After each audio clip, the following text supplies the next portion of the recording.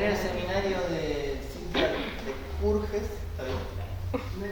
que es licenciada en Ciencias Ambientales y hace su doctorado en IFEBA, trabaja en la cátedra de la FUC con Ceci de directora en su doctorado y con Agustín Grimón.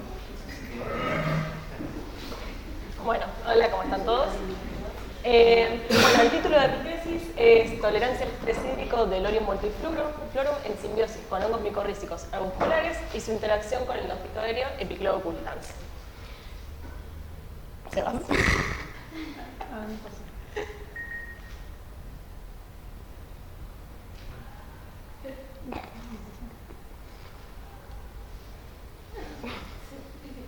Está endemoniado en la computadora, no me quiere. Ahí va. Bueno, para dar un poco del contexto de la problemática que buscamos abordar con esta tesis, para que una especie se pueda establecer en un ambiente, tiene que pasar varios filtros ecológicos, según la teoría de filtros. El primer filtro es la dispersión, tiene que llegar del propágulo hasta el lugar. Luego después tiene que poder superar filtros abióticos para que se cumpla el hecho fundamental y filtros abióticos para que se cumpla el suelo objetivo. Ahora, lo que a mí me interesa ver en esta tesis son los filtros abióticos, más específicamente el estrés hídrico por sequía y por anegamiento en una especie forrajera. Las especies forrajeras tienen una particularidad que se van a tener que establecer en ambientes que probablemente no sean los más óptimos, a diferencia de las especies que se usan para el cultivo agrícola, porque históricamente estas producciones de ganado se relegaron a zonas más marginales porque no son tan rendidoras económicamente como los cultivos.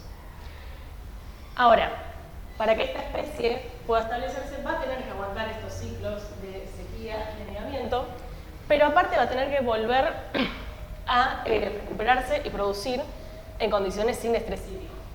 Entonces no es solo poder superar este periodo, sino también volver a recuperarse. Para esto las plantas utilizan en grandes rasgos dos tipos de estrategias. El primer tipo de estrategia son las estrategias de tolerancia que apuntan, por así decirlo, a mantener la integridad celular a pesar de que el estado hídrico de los tejidos no sea el más óptimo. Son más a nivel celular, como el ajuste osmótico, el aumento de las defensas antioxidantes y la realización de ajustes metabólicos para mantener la función celular en estas condiciones de bajo potencial. Por otro lado, otro grupo de estrategias son las estrategias de evasión, en el cual se mantiene el estado hídrico de los tejidos. Esto es tal vez un poquito más a nivel tisular. Hay un ajuste osmótico, dependiendo del tipo de estrés. Se pueden formar erénquimas en el caso de las inundaciones, una reducción o un aumento de la elevación del tallo raíz, y tal vez en el caso de sequía se puede crear una supresión del crecimiento. A grandes rasgos, estos son como los dos grandes grupos de estrategias en los que me baso en la tesis. Sin embargo, lo que tenemos que considerar es que las plantas no se encuentran solas en general cuando se enfrentan a un estrés hídrico, sino que la mayoría de las plantas, el 80% más o menos de las plantas vasculares, se encuentran en simbiosis con hongos micorrízicos arbusculares, o pueden al menos estar en simbiosis con estos hongos. En este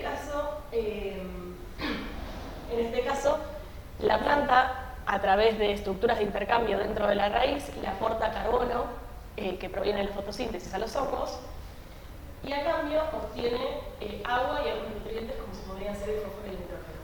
Esto lo logra a través de una extensión de hifas a lo largo del suelo, y estas hifas pueden llegar a zonas que en realidad poros más pequeños que la planta a través de las raíces no podría acceder, entonces aumenta la exploración del suelo. Por otro lado, la planta de interés nuestra, que es Lolium multiflorum, que es una planta de alto interés forrajero, se encuentra en simbiosis también en general con el hongo Epichlorocultas. Esta simbiosis es mucho más específica, no es tan amplia como los hongos micorrízicos arbusculares. Esta especie de endofito está para esta especie de planta. Esta simbiosis, en cambio, se reconsidera más típicamente de protección, a través de también el aporte de carbono de la planta al hongo, se liberan compuestos alcaloides que se consideran un antiantipolio. Pero hay mucha evidencia evidencia últimamente de que este hongo endófito podría también beneficiar a la planta en condiciones de estrés hídrico.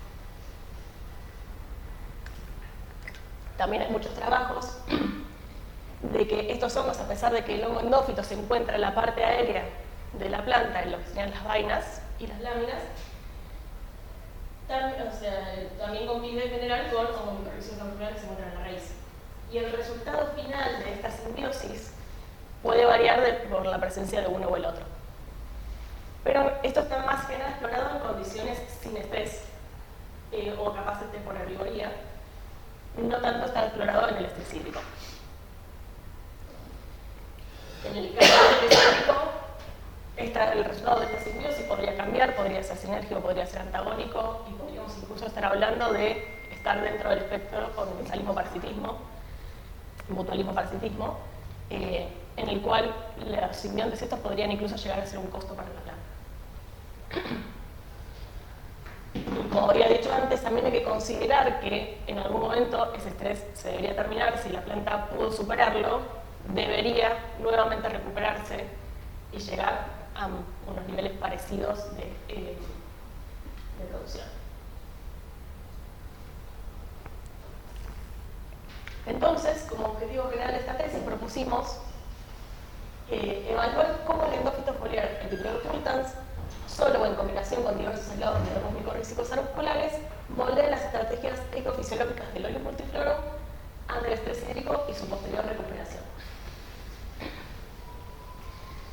Mi tesis consta de 5 capítulos, un capítulo de introducción general, que estoy ahí tratando de terminar de pulir, 3 capítulos de resultados, el 2, 3 y el 4, y un capítulo 5 de discusión general, que es en el que estoy trabajando ahora. Para poner un poquito de orden en la presentación y que sepan bien de qué va a ir, el capítulo 2 de resultados solo miramos al simbionte picloe en condiciones de sequía e inundación y su posterior recuperación. En el capítulo 3 miramos solo aislados de hongos micorrízicos auriculares, solo en sequía y en recuperación. Y en el último combinamos a ambos simbiontes en condiciones de sequía y recuperación. Bueno, el capítulo 2 se titula Epiploidocultans, influencia de respuestas ecofisiológicas y morfológicas de la planta hospedante a la sequía y al anegamiento. Como hipótesis, propusimos que la simbiosis con Epiploidocultans actúa como un modulador de ajustes ecofisiológicos y morfológicos que aumentan tanto la resistencia inicial como la recuperación del Olius multiflorum en condiciones de estrés hídrico.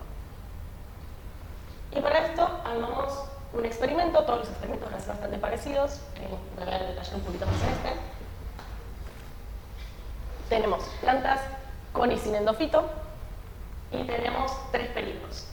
Un primer periodo de establecimiento hasta que las plantas fueron lo suficientemente grandes como para poder aplicar los regímenes hídricos, en el cual pusimos a plantas en sequía, que fue simplemente dejarlas de regar por 28 días, plantas en control, que se mantuvieron bien regadas, y plantas en anegamiento, que era simplemente poner una bolsita y mantener un nivel de agua superior al suelo durante estos 28 días. Y luego todas en un periodo de recuperación que se mantuvieron bien regadas. En este caso miramos 2 tipos de variables fisiológicas, que son los isótopos estables de carbono 13, que utilizamos para estimar la eficiencia en el uso del agua, el isótopo estable de oxígeno 18, que utilizamos como proxy para estimar la conductancia estomática. Y después miramos variables morfológicas, como el número de macrollos, el peso medio de los macrollos y la biomasa radical. Yo voy a presentar los resultados del segundo y del tercer muestreo, que en este caso las variables morfológicas están expresadas como variación específica para poder sacar del medio ruidos de alometría que había entre un tiempo y otro. Bueno, acá están los resultados fisiológicos. Acá arriba tenemos la eficiencia en el uso del agua. Acá abajo el isótopo estable de oxígeno 18. Y las plantas que venían en endófito son estos símbolos que son negros, rellenos. Las plantas que no tenían endófito tienen símbolos vacíos. Las que se encontraban en sequía son triángulos, las que estaban en control círculos y las que estaban en anegamiento con cuadrados.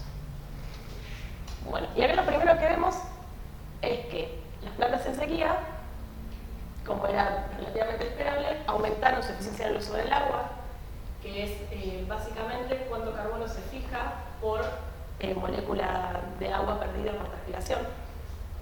Y también aumentaron o se enriquecieron de oxígeno 18. Un enriquecimiento del oxígeno 18 significa que los estomas se cerraron. Pero lo más interesante con lo que me voy a quedar de acá en adelante es que vemos que, a pesar de que no hay diferencias por el endofito en eficiencia en el uso del agua, sí podemos ver que el oxígeno 18 bajaron, tuvieron menos su total de oxígeno 18 cuando tenían el endofito.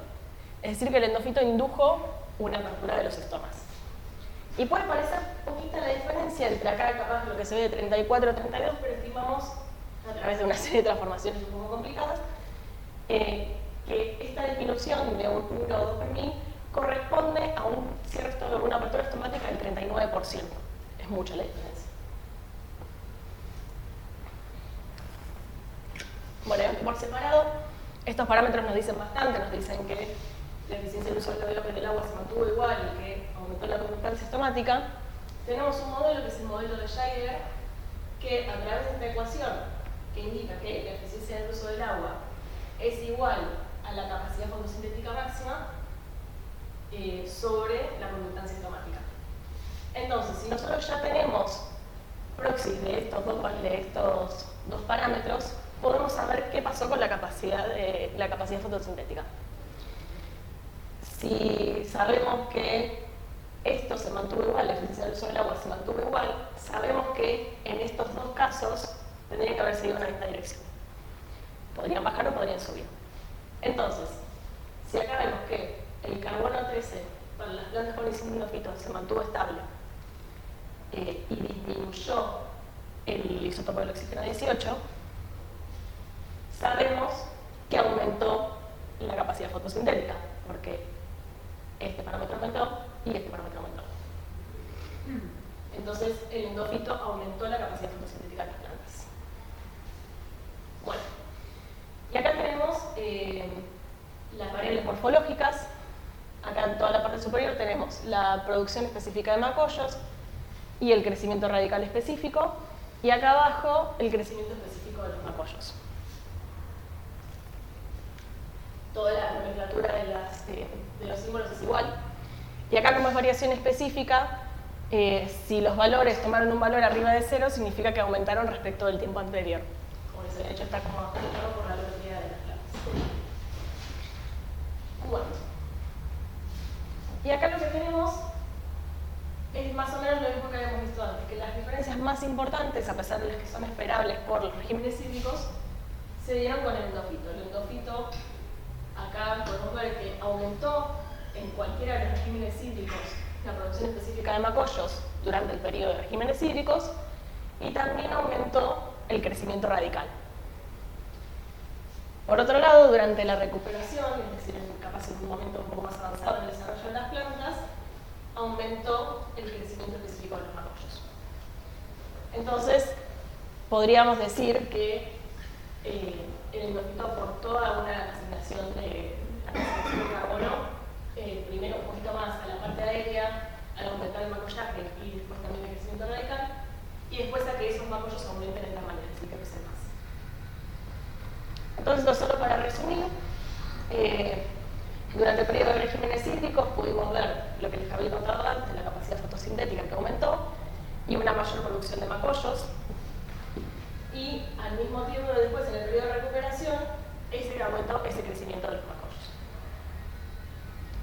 Entonces, podemos apoyar la hipótesis con estos resultados, que, si recordamos, decía que la simbiosis con el microbe actúa como un modelador de los ajustes fisiológicos y morfológicos que aumentan tanto la resistencia inicial como la recuperación del óleo, pero con la salvedad de que no es en condiciones de estrés hídrico, es algo que pasa siempre. Entonces, concluimos que los efectos del microbe fueron consistentes en todas las condiciones exploradas, incluso sin estrés, que los endófitos podrían construir una estrategia viable para mitigar los efectos negativos del estrés hídrico, ya que fueron beneficiosos en ambos casos, y que la persistencia de los efectos residuales del estrés durante la recuperación destaca la influencia verdadera del microbe sobre la respuesta de las plantas.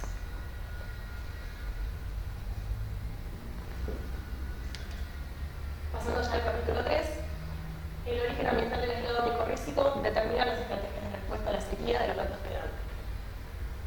Acá propusimos como hipótesis que el ambiente de origen de los inóculos micorrízicos determina la estrategia adoptada por la planta ante la sequía, que puede ser tolerancia a evasión, como les contaba al principio, lo que además condiciona de manera diferencial la capacidad de recuperación. Acá trabajamos con 5 aislados de un mismo género de hongos micorrízicos, del género Rhizophagus, que van de manera un gradiente ambiental desde el desierto humedal. Tenemos aislados que obtuvimos de La Rioja, que son los del desierto, que es una zona que es muy desértica, tiene muy pocas precipitaciones. Una zona que son bañados agrícolas, que están secos la mayoría del año, pero cuando se cultiva se irrigan. Un oasis de quebrada, que a pesar de que es mucho más húmedo que el resto, tiene periodos también de sequía bastante largos, es bastante fluctuante. Y después trabajamos con aislados provenientes de la región pampeana, con un pastizal templado y con un aislado proveniente de un humedal cerca del río de la Plata. Acá el experimento fue parecido al anterior también, teníamos un periodo de establecimiento, un periodo de sequía donde tuvimos plantas con control y sequía, y todo, bueno, en todos casos con todos los aislados sin control, y un periodo de recuperación. Lo que miramos acá fue la biomasa verde al final del periodo de sequía y al final del periodo de recuperación. Bueno, eso es lo que muestro hoy. Y también hicimos mediciones fisiológicas que hoy le voy a mostrar, la conductancia estomática y el daño del aparato fotosintético, que hicimos en la mitad del periodo de sequía y en la semana 2 de la recuperación. Bueno, acá está la biomasa verde y la conductancia estomática, también en sequía y en recuperación. La nomenclatura de los símbolos sigue siendo la misma. Tenemos a las plantas que están en control con símbolos tipo circulitos y las plantas que se encontraban en sequías con triángulo. Y después tenemos los distintos colores, igual acá está aclarado, para los distintos aislados. Como habíamos visto antes, con color de como naranja del desierto hasta el azul húmedo. Y lo que vemos en la biomasa verde es que durante la sequía casi todos los aislados, o sea, todas las plantas que tenían aislados micorrízicos tenían una menor biomasa verde, excepto por las plantas que tenían a este aislado humedal. Por otro lado, en la recuperación, a pesar de que también la mayoría de las plantas que tenían micorrizas tenían una biomasa verde más baja, excepto el aislado de templado y el aislado humedal. Y las que tenían un valor más bajo de biomasa verde eran las plantas que tenían al lado del desierto. Y esto lo pudimos relacionar a que, a pesar de que acá en la sequía todas las plantas cerraron sus estómagos con mucha conductancia estomática, las plantas con el lado del desierto mantuvieron ese cierre estomático. Entonces, relacionándolo un poco a las estrategias de tolerancia, las estrategias de evasión, podríamos decir que los aislados que provienen de ambientes más húmedos inducen o influencian a la planta a estrategias más cercanas, más fáciles de hacer con la tolerancia, porque se mantiene el crecimiento durante el estrés y en recuperación encima aumenta. Por otro lado, las plantas que tenían aislados de ambientes secos mostraron unas estrategias más similares a las de evasión a través del cierre estomático para proteger a los sistemas, para proteger a los tejidos. Bueno, y acá van a tener que aguantar conmigo todos los que no hayan trabajado con fluorescencia alguna vez. Acá les voy a mostrar el daño del aparato fotosintético, que es la variable fisiológica que faltaba, y voy a explicar muy brevemente solo para saber cómo interpretar los parámetros.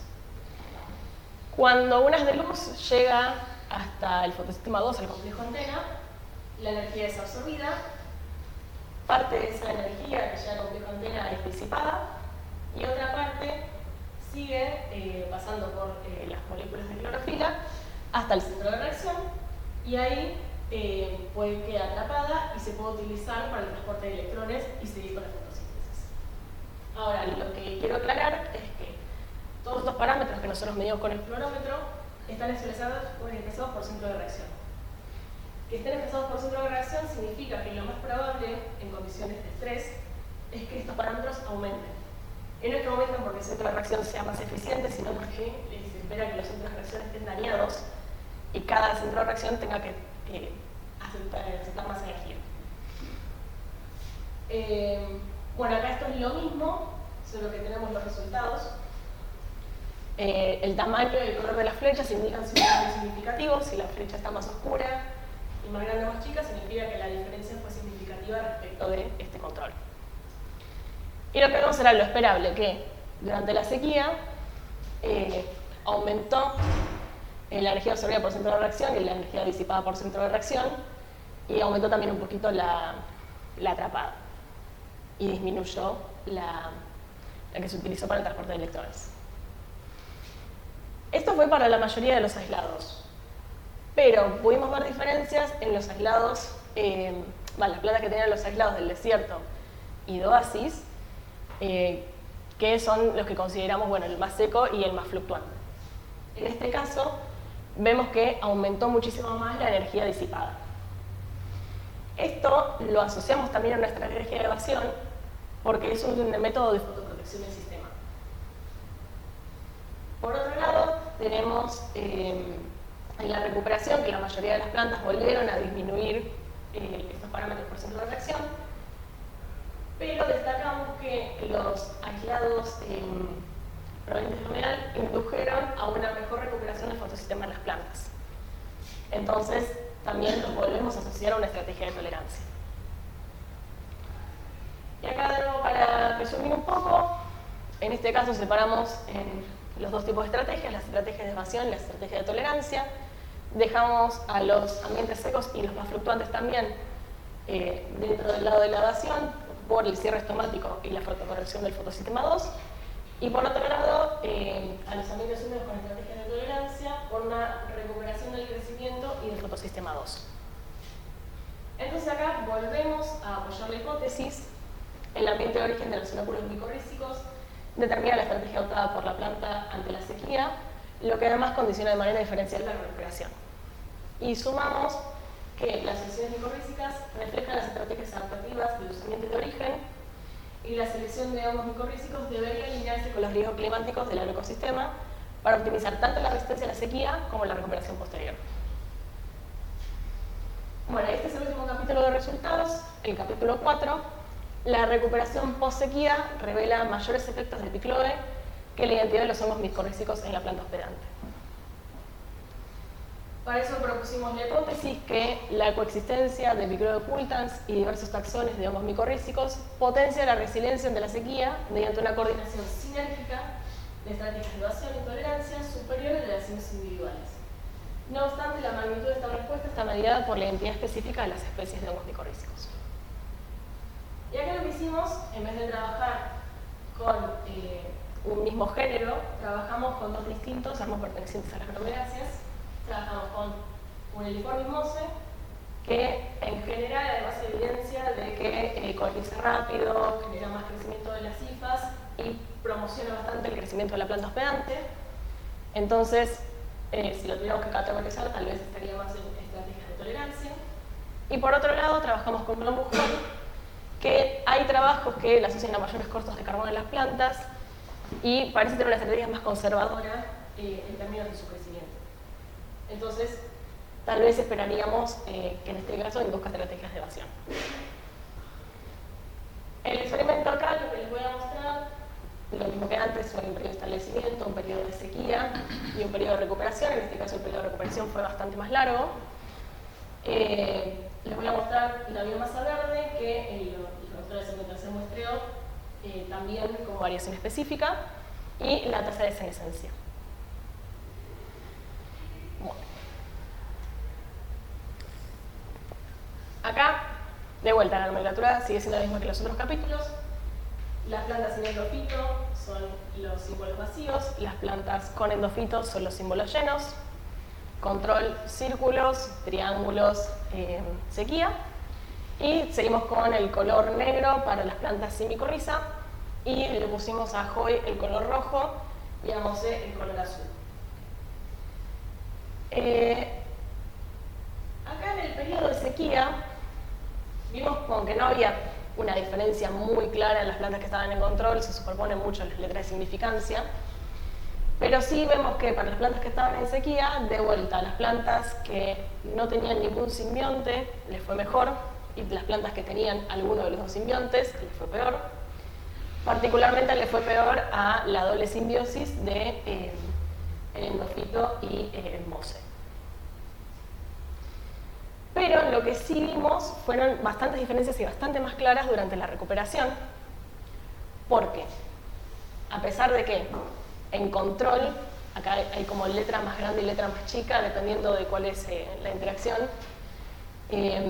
las letras mayúsculas son para sequía y epicloe, las letras minúsculas son para sequía por micorriza, y el asterisco marcamos como las dos diferencias significativas de la interacción epicloe por micorriza. Pero bueno, lo que más vemos es que, de vuelta, las plantas sin micorriza les fue mejor, a las plantas con micorrizas les fue peor en el crecimiento verde, y a las plantas que tenían el endofito les aumentó esta tasa de crecimiento. Y lo mismo terminamos comprobando cuando bajamos y vemos la tasa de senescencia. Durante el periodo de sequía no vemos grandes diferencias entre ninguno de los simbiontes. Acá lo que está marcado, por si no se ve, es que hubo un efecto de la sequía, solo que bueno, para no llenar de letras no lo marcamos. Y durante la recuperación de vuelta vemos que las plantas que se encontraban en condiciones de control no mostraron diferencias entre sí, pero sí vemos que las plantas que estuvieron en sequía, acá como es una tasa de senescencia, cuanto menos mejor, vemos que le fue mejor a las plantas que no tenían micorrizas y le fue peor a las plantas que tenían micorriza, y a su vez las plantas con el endofito tenían una menor tasa de senescencia. Entonces, si resumimos un poco, en este caso, solo con estos parámetros pudimos ver que epicloe potencia ese rebrote aéreo después de la sequía, y que los hongos micorrízicos, en cambio, podrían haber resultado un costo para la planta porque aumentaron esa tasa de senescencia y encima no tenían biomasa verde. Entonces, en este caso, rechazamos la hipótesis con nuestros datos porque esta coexistencia entre epicloe y hongos micorrízicos no fue sinérgica, ni tampoco vimos una diferencia mediada por la especie de hongo micorrícico. Entonces, ambas especies de hongos micorrícicos representaron un costo a la planta y las diferencias entre sí fueron sutiles, y el epicloe ocultans tuvo el mayor efecto influenciando el rebrote aéreo, el reemplazo de tejidos y el crecimiento de la recuperación. Bueno, acá llegó el último capítulo hasta lo que llegué a hacer, que es empecé a llegar a las conclusiones generales. Las dividimos en tres grandes secciones: sobre epicloe, sobre los hongos micorrízicos y sobre la relación tripartita. Por un lado, ahora sabemos que epicloe modifica tanto la ecofisiología como la morfología de la planta, que ayuda a responder mejor al estrés hídrico, y más que nada que estos efectos son bastante más evidentes durante la recuperación. Entonces, capaz, todo esto que no se vio tanto durante estos años con el endofito puede estar dado porque en realidad se veía solo el periodo de sequía más típicamente y no se prestaba tanta atención a lo que pasaba en la recuperación. Por otro lado, con los hongos micorrízicos aprendimos que la impronta viene más que nada del ambiente de origen, no tanto de la diferencia taxonómica que tenga, y que bueno, cuando utilicemos capaz alguno de estos aislados deberíamos contemplar cuáles son nuestras necesidades y cuáles son los efectos que nos pueden aportar. Pero también aprendimos que representan un costo general para la planta, esto lo vimos a lo largo de los dos experimentos con micorrizas, especialmente bajo el estrés hídrico.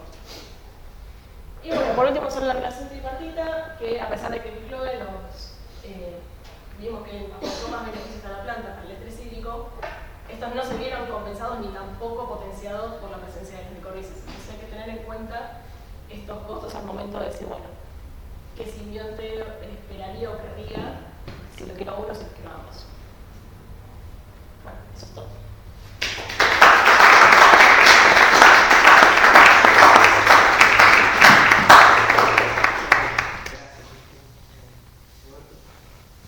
Impresionante, Cintia. Fue mucho, perdón. Uno no puede evitar hacer interpretaciones mientras vas avanzando. Sobre el capítulo 3, creo que es el de hongos y suelos estrés hídrico. Sí. Vos sacaste aislados de la misma especie de hongo de 5 ambientes distintos. No de la misma especie, del mismo género. Mismo género. Y que se comportaron 4 igual y el de ambientes desérticos distintos, ¿no? Sí. Algo así. Esos hongos no estaban colonizando el óleo en su ambiente de origen. No, no estaba colonizando el óleo en su ambiente de origen. Sí, cuando los cultivamos utilizamos las trampas que ninguno era el oleum. Entonces, como hoy tratamos de capaz de borrar lo que sería la memoria dependiendo de qué planta tenían colonizada, pero bueno. Pero después sí fueron capaces de infectar los Sí, hongos, y eso lo tienen. tengo.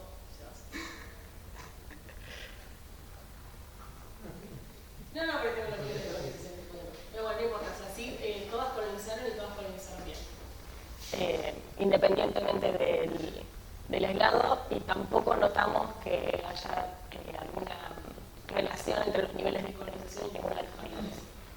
Eso es bastante independiente. Bien generalistas. Sí, son recontra generalistas. Sí, yo tengo de forma y de fondo. De fondo por lo ignorante, pero de forma tengo... A mí me costó muchísimo seguir los símbolos. Sí, perdón, son no importa que estén en el paper así, me parece que el día que vos defiendas tu tesis tenés que ponerlo mucho más claro. Yo me perdí muchísimas veces, me costaba mucho alguien que no entiende el tema, que cuando entendí una figura ya me pasabas a la otra y ya me olvidaba que el vacío, que el lleno, eso me costó mucho seguirlo. Tomarlo como una observación de alguien que llegó acá para tratar de entender y le costó entender. Después tengo un par de observaciones. Primero, respecto a lo que dijo, lo que estaba pensando, una pregunta relacionada a lo que preguntó Roberto. Y te digo por qué, porque cuando nosotros mandamos algo a publicar y decimos tal híbrido de tal manera y tal híbrido de la otra, y después hacemos inferencia porque ponele este ciclo corto y este ciclo largo, y dice, pero me probaste uno solo. Entonces a lo que voy, vos encontraste ese comportamiento diferente de sequía y creo que también de la zona húmeda hacía otra cosa. Creo que al momento eran los dos que hacían distinto. ¿Cuánto de cierto es que es por donde estaba, porque justo enganchaste ese, o porque justo enganchaste ese en esa zona húmeda, que puede ser muy distinta a lo que pasa en el Río de la Plata a si lo hubiese seleccionado en los esteros de Liberá? Y tratamos en realidad de seleccionar los que sean del mismo género. Taxonómicamente en realidad los hongos lo que pasa es que viven cambiando. O sea, vos estás escribiendo un paper con una clasificación y capaz ya se ha publicado y tiene otra, pero en realidad son todos muy parecidos. Tratamos de limitar aunque sea por ese lado, o sea, por una cuestión de la limitación experimental, de decir, bueno, aunque sea puedo encontrar a este mismo género en varios ambientes y ponerlos a prueba en la misma planta y en las mismas condiciones. Claro, porque apagabas otro de ese ambiente que no era ese y no sé si te daba lo mismo. Esa es la duda que uno podría, al menos me parece que en la discusión final de la tesis tendrías que bajar un poco un cambio y decir, bueno, yo hago inferencias sobre esto, no sé, yo no entiendo el tema, pero es lo que yo te diría como una pregunta. Y la otra es que en una hipótesis aparece ecofisiología, no sé nunca ecofisiología, es fisiología. Viste que hablas de ecofisiología y me diste la apertura del estómago. Eso no es ecofisiología. De hecho, vos tenés unas macetitas con unas plantas, no hay ninguna estructura de nada ahí. Entonces, y lo que me di son variables fisiológicas, no ecofisiológicas. Eso, y que está en la hipótesis y cuando vos la leíste después no dijiste dijiste fisiología. No, pero que en realidad es fisiología, no es ecofisiología eso. Después se me ocurre otra pregunta. Bueno, me encanta ver que avanzaste y que fuiste contestando preguntas que son interesantes y que no está el bache. Creo que un poco lo que le pasó a Gustavo y lo que no debería pasar en la defensa es que no se entiende bien el contexto, qué se sabe, qué es el conocimiento, qué se supone tanto de las interacciones y en particular de los hongos formales micorrizas, y esta cuestión generalista o de que tal especie es igual en todos lados, y los pocos estudios que hay considerando que puede haber ecotipos o especies que no sabemos todavía si son de la misma especie, pero que podrían tener, por lo menos, mostrar eso. Yo no creo que vos, como dice Gustavo, puedas decir, este es el mejor inoculante y saco el inoculante de acá para eso. Pero sí mostrar que hay variabilidad en la respuesta y que cuidado cuando quieren usar una misma especie, un mismo género en cualquier lado. Entonces, eso es lo que me parece que hay que ponerlo en ese contexto. contestando un poquito lo de Gustavo, y yo creo que la fisiología ya no tiene sentido cuando hablamos de interacciones y cuando hay simbiontes, así que para mí hay ecofisiología, porque a mí me parece que estás mirando el resultado de una interacción, no estás viendo a la planta sola, estás viendo la respuesta de un holobionte, si lo querés llamar, o de organismos que están en interacción, y ahí está lo ecológico. Entonces, pero hay que explicarlo, porque tenés que explicar por qué decís ciertas cosas o por qué lo estás considerando, y las limitaciones que tiene estudiar las cuestiones fisiológicas, considerando que los individuos están aislados o pueden estar en interacciones con distintos organismos ambientales. Entonces ese es el marco que tenés que poner en la tesis. El otro marco que me parece que está faltando, y a mí me gustaría, es si estas plantas sufren sequía o inundaciones en distintos momentos del año. Si estamos pensando en la pampa deprimida, las sequías en general son en verano y Rhaegras no está o está muerto, o si en qué estadio del ciclo de vida vos estás considerando estas respuestas. Bien, entiendo que vos quieras, que es una decisión tuya, medir la sequía y la inundación en el mismo estadio, pero es lo que le ocurre a esa planta y a esa interacción. Y eso me parece que lo tenés que poner como marco, y además de las limitaciones del estudio. Bien. No sé qué me podrías decir, qué pensás de esto. Por ahora no mucho, pero bueno, todavía estoy trabajando en terminar de armar el marco para la introducción y también para estudiar. Claro, Me es un sirve buen muchísimo momento. el comentario, sí. Claro. Sí, sí. Y que pensar, así como pueden cambiar las interacciones según el genotipo de cada uno, también puede cambiar en el ciclo de vida de la planta. ¿Sí? Sí. Y está.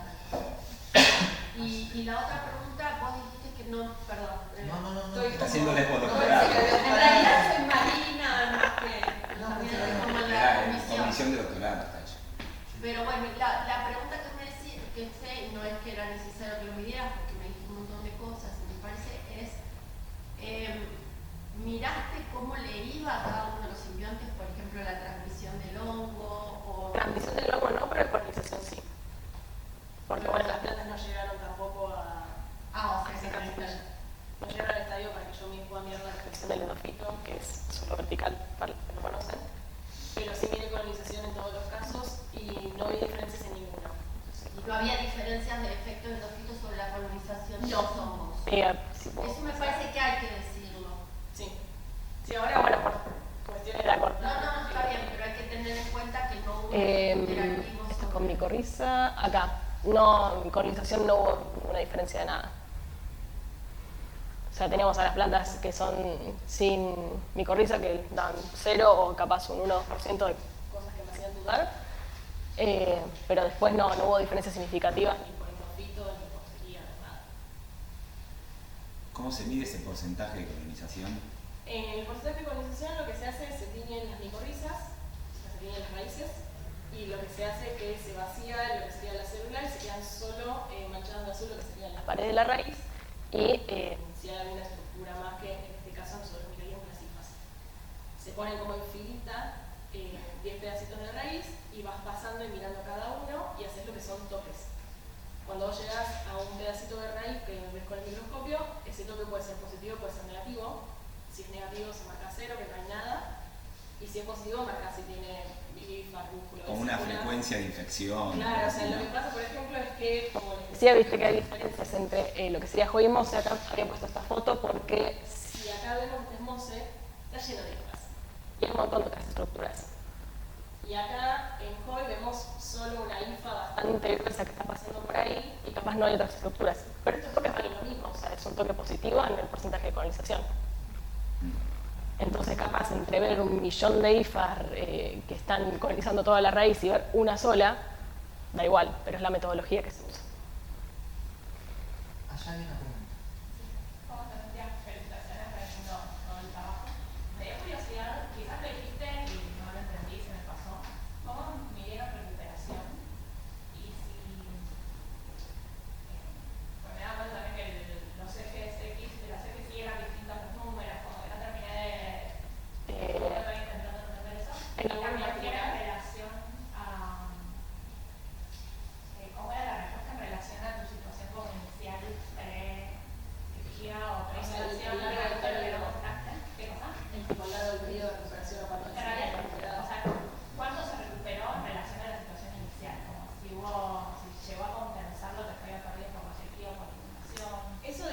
también de la ola que vemos, porque en este caso, en crecimiento verde, si el valor está por encima de 0, aumentó con respecto al tiempo anterior.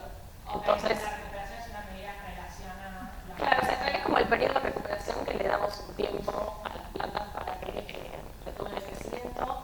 Particularmente en este experimento, definimos la recuperación cuando seguimos midiendo el daño de sintético y vimos que estaban todas recuperadas. Ahí ya contamos el experimento. Y nos quedamos con el resultado final, digamos, de la biomasa verde, pero en realidad el experimento lo contamos cuando vimos que estaban fisiológicamente recuperadas en fotosistema 2.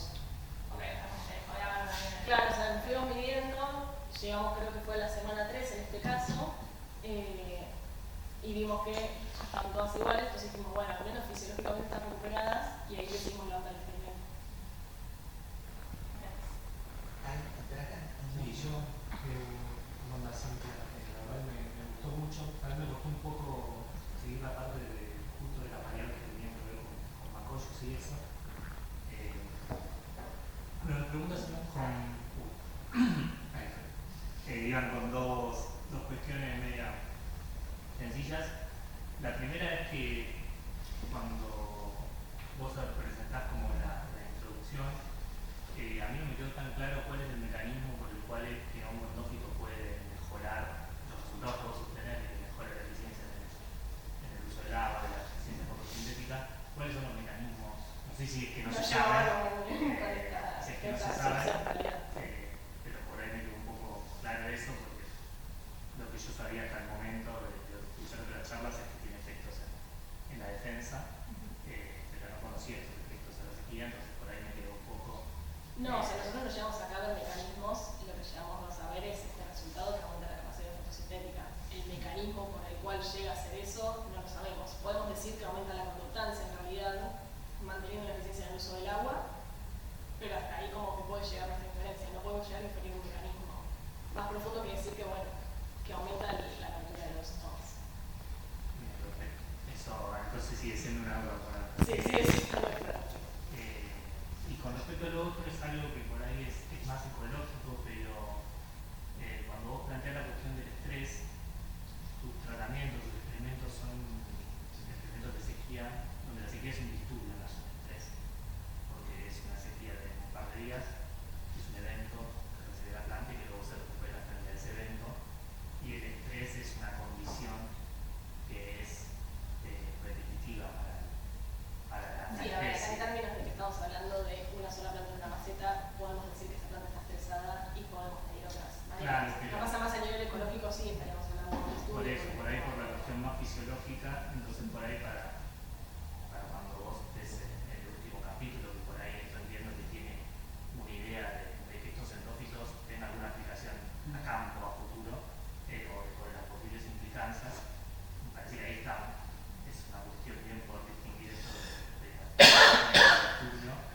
que hoy en día se está distinguiendo mucho en la biología, hay bastante debate sobre qué es estrés, qué es disturbio. Así que bueno, nada, eso por ahí a mí Sí, eso lo pasa a términos de la discusión tal vez, porque también estamos hablando de periodos de sequía que son bastante cortos, y no puedo asegurar que estaban muy estresadas porque están todas totalmente secas y hay que seguir levantarlo porque si no morían, básicamente. Y en este tal vez es un periodo un poco más largo, porque bueno, el estrés no fue tan fuerte. Son cosas también a discutir un poco en el sentido de, bueno, o sea, nuestros resultados se limitan a estas condiciones y nosotros vimos estas cosas en estas condiciones, pero bueno, hay que también discutirlo y justificarlo un poco. Sí, hay una cuestión que también cuando en la introducción, y vos citaste a un señor que lo propuso, pero que a mí me choca por lo que uno tiene de los cultivos, ¿no? Que es eso de tolerancia y evasión. Nosotros cuando hablamos de los cultivos, y la tolerancia es sobrellevar el estrés de alguna manera, y la evasión es que se vaya para adelante y no se encuentre con el estrés. O sea, que lo más crítico del cultivo no ocurra cuando está el estrés. Y entonces esto parece que es distinto, que es según qué tipo de reacción vos podés medir, lo llamaste tolerancia, lo llamaste evasión. Sí, este trabajo con el que me basé trabaja a nivel de planta, claro, y define estos dos tipos de estrategias en a nivel de planta. Que bueno, cultivos entiendo que puede claro, ser. Claro, a lo que voy, está perfecto, pero a lo que voy. Esos mecanismos que vos describís a nivel de planta, lo estás viendo en forma que se producen en el momento que está, en dos casos que está ocurriendo el estrés. O sea, son dos reacciones ante un estrés, que puede ser, no sé, la inundación. Uno no sé qué hacía y el otro hace los erenquimas, ponele, ¿no? Pero la pregunta es, en ese trabajo que vos te basaste para usar estos mecanismos y discriminar de esa manera, ¿cómo lo miden? O sea, ¿ante qué estrés lo usan para clasificarlo y cuándo es que miden estos mecanismos? Si no me equivoco, ese trabajo mide estrés salino, estrés hídrico, también por se le dice waterlogging, sequía, y también térmico. Sí, y lo miden los síntomas a nivel de planta. Ahora en este momento pero es parecida a tu aproximación, los momentos de medición o... Sí, lo que te digo, como, o sea, no es un trabajo que hace varios experimentos, es como un review. Entonces, bueno, junta un poco de información de varios. Esa nomenclatura no es de ese trabajo, es bastante Sí, o sea, yo me basé en pero por ahí más cerca de lo que pide el mercado está lo de isohídrico y anisohídrico. Es decir, saltar el estrés manteniendo bien hidratados los tejidos, la metástasis a nivel de célula, o tolerar una pérdida de turbulencia de todos modos y de célula. Claro. Sí, eso sí. Ese iso y aniso por ahí más preciso y más cerca podemos claro. evaluarte. Claro. No estás viendo erenquimas ni nada, en definitiva. Sí. No estamos acostumbrados a ver cuestiones fenológicas de evasión. Sí.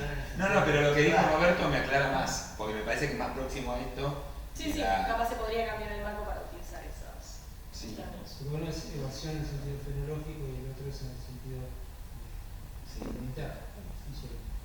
Hay una pregunta después de Mati. Por ahí, no, yo me quedé con algo que mencionó Nacho del estrés entre estrés y disturbio y no estoy del todo seguro si en términos fisiológicos puede llegar a cambiar, pero en ecología siempre usamos disturbio como un proceso que remueve el total o parte de la biomasa. Y en este caso no tenés remoción de biomasa. En términos ecológicos es como que siento que sí sería un estrés. En términos fisiológicos no tengo idea si cambia o si se usa otra palabra. Pero bueno, nada, me quedé pensando en eso, que quizás en este caso sí sea un estrés, no necesariamente un disturbio. Sí, muy interesante el trabajo. Entiendo que este es un seminario especial. La verdad que voy a perdonar por lo que te voy a estar preguntando, porque en realidad me perdí estás contando 3 experimentos en media hora. En el último experimento, entonces yo me quedaba por ahí enganchado con alguna cosa que había dicho antes y pues no llegaba. Entonces, en el último experimento vos estás viendo cuáles son las respuestas de las plantas que están infectadas de alguna manera con hongo, con Epicloe o con los hongos mutualistas. ¿Eso es así? Sí, o sea, una o ambas. Una, ninguna o ambas sería. Perfecto. Y entonces vos lo que obtenés allí es que las micorrizas, lejos de lo que se dice siempre, de aumentar, digamos, en general se dice de aumentar la performance de las plantas, están disminuyendo la performance. Sí. Me perdí si con Epicloe o sin Epicloe hay una diferencia en esa respuesta. Hay una diferencia con Epicloe y Epicloe mejora la respuesta de la planta en este caso. Acá siempre, al menos en recuperación, lo que pasa en este caso es que cuando estamos en pleno estrés, en sequía, no vemos grandes diferencias, pero sí cuando se están recuperando las plantas, Epicloe aumenta el crecimiento verde y disminuye la tasa de senescencia. ¿Estando con la otra? En cualquier caso. Acá en todos los casos fue un efecto independiente de sequía por Epicloe. No hay una interacción ni un antagonismo. O sea, hay una interacción de sequía de Epicloe, no hay También hay en este caso, en el caso de la biomasa verde, hay una, pero la gran diferencia está, o sea, entre que no tenga una micorriza y que tenga otra vez a MOSE, que nada, o sea, que no tenga piclo y que no tenga MOSE. Entonces es como un resultado un poquito menos claro. El resultado claro siempre es que cuando hay endofito aumenta la biomasa verde y disminuye la senescencia. ¿Dónde debo ver la cuestión de que las micorrizas te tiran abajo la performance? Lo podemos ver con que acá, esta es la letrita C, Sí. cuando no tiene las micorrizas es más alta, cuando tiene las micorrizas es más baja, la tasa de crecimiento específico, y acá también volvemos a ver que tiene una tasa de senescencia más alta cuando se encuentra con las micorrizas. Cuando están sin micorrizas, ¿Cuán comunes son los resultados? ¿Puedo agregar algo? Sí, señor. ¿Cuán comunes son estos resultados de que las micorrizas tiran abajo la performance? más común de lo que uno esperaría cuando ves estudios en sequía. O sea, es muy dispar, igual también depende mucho de las condiciones en las cuales se dan los experimentos, pero de a poco hay más trabajos que ven que hay que considerar que hay un costo de las micorrizas. No hay que capaz glorificarlas tanto como se venía haciendo hasta ahora. Entonces no sería una simbiosis. Sí. Si tiene un costo, La simbiosis puede ser muy realista, ¿no?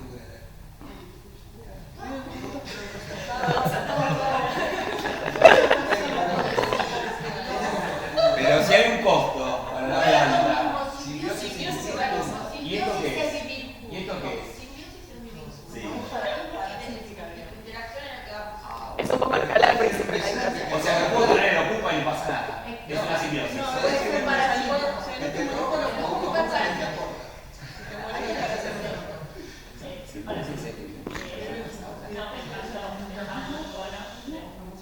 Esto es más como para charlar, pero es una pregunta específica de los resultados. Pero la industria de los inóculos de micorrizas está está súper, pregunta, está re subdesarrollada, ¿no? Como que es una industria. ¿Por qué? Porque o sea, me parece muy divertido como el resultado ese de dónde viene, dónde creció, dónde evolucionó, a dónde está adaptado el hongo, aunque sean del mismo género, da resultados muy distintos y como que me hace pensar que tiene que ver con lo tuyo y como mucho más grande, pero como que hay todo un mundo ahí que está en cero, ¿no? Está muy como que. Y es más, no sé si vos viste en algún momento había un trabajo de Vanderbilt que básicamente dice los sinónimos comerciales que yo probé son una porquería, que no sirven. Y mismo también, bueno, también lo hemos discutido con varias personas que trabajamos con micorrizas acá. Nosotros cuando hacemos extracciones de esporas, las esporas sabemos que las podemos sacar, las podemos mirar, están en agua y en 5 días no hay más esporas, se hicieron bolsa.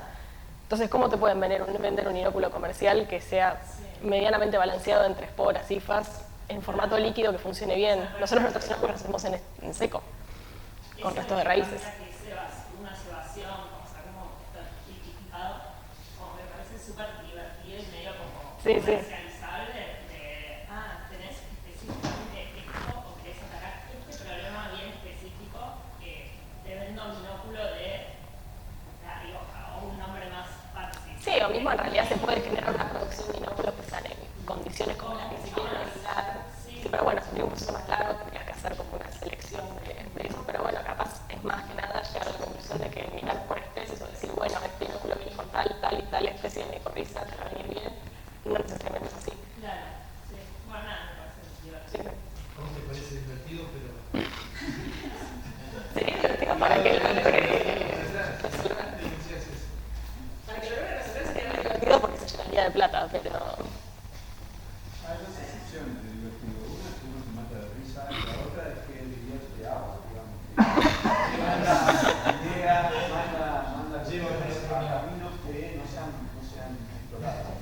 Yo me quedo por ahí con esa para